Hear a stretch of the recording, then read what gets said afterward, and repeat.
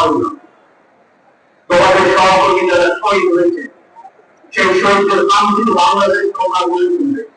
গড়ে তুলতে হলে নিজেদেরকে সেভাবে যোগ্যতাভাবে গড়ে তুলতে হবে।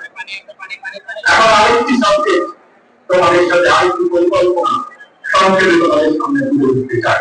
কিভাবে আমরা আমাদের ভবিষ্যৎ প্রজন্মকে যোগ্য হিসাবে গড়ে তুলতে চাই তার একটি ছোট্ট পরিকল্পনা তোমাদের সামনে আবার তুলে দিচ্ছি।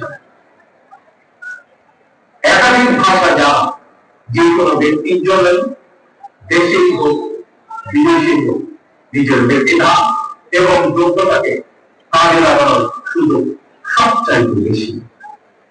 এবং এই কারণে বিএনপি বিশেষ করে তরুণ প্রজন্মের সামনে একাধিক ভাষা শেখার সুযোগ তৈরি করে দিতে চায়। বর্তমানে স্কুল বা কলেজগুলোতে যেভাবে